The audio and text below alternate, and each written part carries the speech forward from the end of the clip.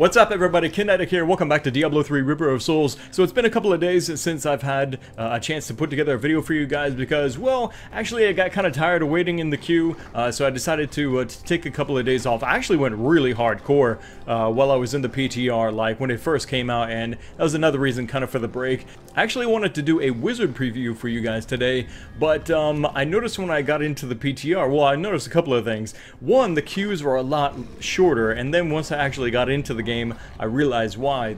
Blizzard has taken off the community buff that gives us like some 2,000% increased chance or whatever to find legendaries. So without it rating legendaries, a lot of people have just given up on PTR, which you know, to a point I can kind of understand. If you haven't even had a chance to get into the PTR to take advantage of the community buff, then you probably don't have the items that you want to test out builds and stuff like that. Which just now it's, if you don't have the gear, then you probably have no interest in getting to the PTR.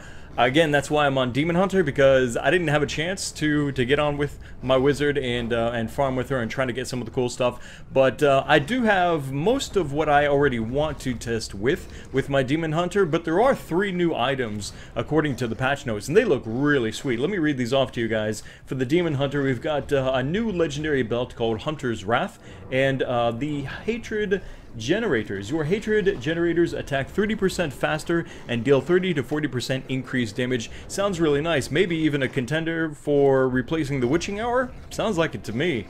Wraps of Clarity. I've actually got this item. I just found it like maybe an hour ago or something like that. Your hatred generators reduce your damage taken by X percentage. In this case, I've got up to 35% for 5 seconds. This is really nice right here. This is a really nice damage reduction for our demon hunters. And we've also got a really interesting sounding bow called Yang's Recurve, a new legendary bow. Multishot attacks 40% faster and rolls with 30 to 40% resource cost reduction. That is massive right there. And as soon as I read that the first time, I was like, ooh, that sounds good, because I noticed with this build, you guys will recognize this instantly. This is the Unhallowed Essence build that I did a preview of in the, well, the still current patch, right? For Diablo 3 and the Demon Hunter. This is a great set. Between this and the strafing build, I really like this because it's a little bit more familiar. It's kind of like the Marauders in a way. To me, it feels like sometimes, and if anything, it's just it's a lot easier on the wrists, man. There's something about that strafe build that just wears me out quick. This one's a little bit more chillaxed. So here's what I've done, right? This is what's making this build even more interesting to me, of course, is because of the Kanai cube, right? So with the Yang's Recurve, right, and the really nice reduction in resource cost for using Multishot, that's something that I noticed definitely about this when I was playing it before, is I could run out of hatred really quick with blasting Multishot, which was nice about the way Chakram is working with this build, because then we can get some decent damage out of Chakram and all the cool things with the spines of the seething hatred, turning it to a generator, which is activating our focus and restraint. Have I lost you yet? If you know this build, you know what I'm talking about, and I'm sure you're right. Yeah, keep going, Kinetic. Yeah, I know exactly what you're talking about. But anyway, what I'm trying to do is emulate, right, what's going on with the Yang's Recurve. So of course, I'm putting on Syndico. And if you've seen my my Crusader builds recently, then you're real familiar with how I like to apply this, of course, and using the coat and applying a fire rune, of course, to Multishot to make it super cheap. So this is like having the Yang's resource cost reduction without actually having the Yang. It's a nice way of kind of previewing what it will be like once we actually get it. Of course, it will be even more amazing, I guess, if you can go ahead and have both Yangs and the Syndico, then wow, you'll have just crazy amounts of firepower through Multishot. And another thing that I thought would be really interesting is, of course, to take advantage of the weapon slot. With the options that I currently have, like the items that I have, what I opted to do was go ahead and put Spines of Seething Hatred here, which is, of course, like I said, turning our Chakram into a generator instead of a spender, which is really nice. And in place of my quiver, I've got Dead Man's Legacy. Multishot hits enemies below X percentage health twice, which is really cool. This is a terrible roll for this for this ancient, but hey, I got it while here in the PTR. I don't actually have one in live, so hopefully I get a better roll than that if I do get a legendary even, but whatever. So this is what I think would make for a really nice combination of quiver effects for this build. And for the really nice, of course, survivability increase, we're going to go ahead and put Unity here as our ring, and that, you know, next to the wraps of clarity is really all the difference that's going on here with my Unhallowed Essence build that I showed you guys before, and kind of like this addendum version or whatever. So how does it perform? Well, it feels really nice. Admittedly, I haven't had a lot of time to play this build, so I've had to run a few test runs through glyphs, and I went ahead and set the bar at level 40, and I'm clearing these with ease.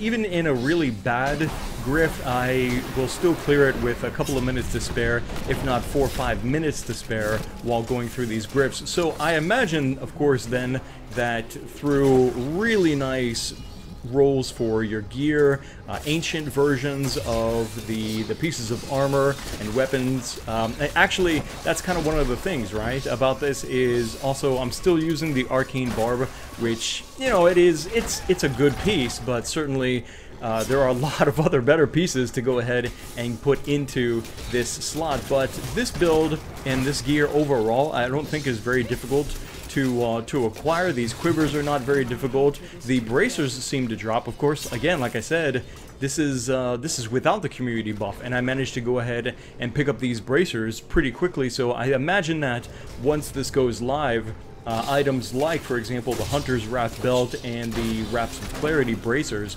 will more or less be easy to pick up. Yang's Recurve, unknown, right? That could be as easy as getting, for example, the Johanna's Argument, one-hand flail like I've been getting very easily on my Crusader, or it may be as difficult as Kridershot. I really doubt it is, though. I have a feeling that they're going to make the new bow a lot easier to pick up, because that would, honestly, that would just be unfair for the Demon Hunter, because how easy it is to pick up a lot of these new weapons for the other classes as it has been. It would be just sucky if they made Yang's Recurve like as rare as, for example, Kridershot or whatever.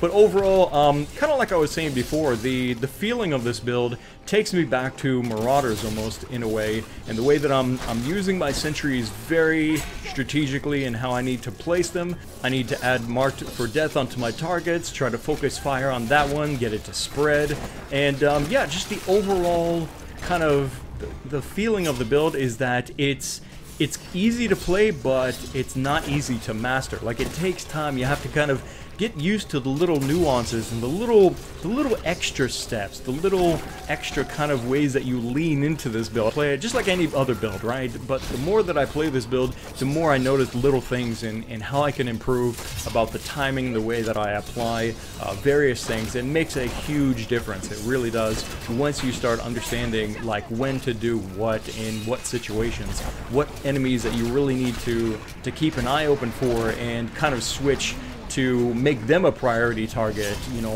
especially the aggressive types that will try to rush you. They'll bring down, of course, your Unhallowed Essence buff, which is a big no-no, so I tend to focus on anything that I think is going to come charging after me and try to bite my ankles constantly in the fight.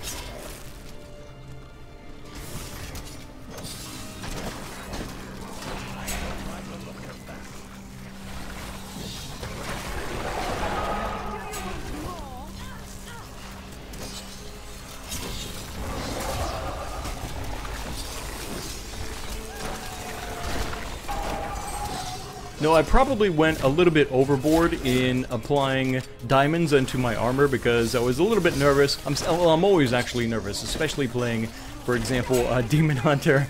I'm nervous about elemental effects from elite packs and stuff like that. So I've got like 4 freaking diamonds right now in my armor, which is probably overkill considering the extra damage reduction that I'm getting from the Unity pair with Cormac here. So I could probably go back to the way that I had it before, go back to like a 3 dex, 2 resistance, and I'm not sure if I want to take out the amethyst in my head for the extra life to go back to diamond at this point. I really don't feel like I need that much more enhanced reduced cooldown reduction.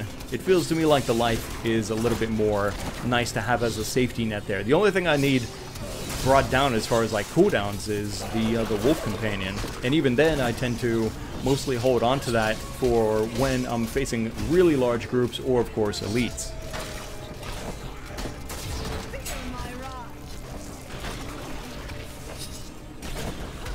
As far as legendary gems go, I'm still using the exact same gems as before. Bane of the Trap, Tegut, and Zay's Stone of Vengeance. I was thinking, I'm not sure if I really want to do this or not, but I'm thinking maybe about taking out Tegut and putting back in Bane of the Powerful. I think that would be a nice addition for this set, to be able to go ahead and burn down elites that much faster and have that buff going for me. Would probably keep up just the pace of these grift runs a little bit better than it feels like Tegut is really giving to me right now.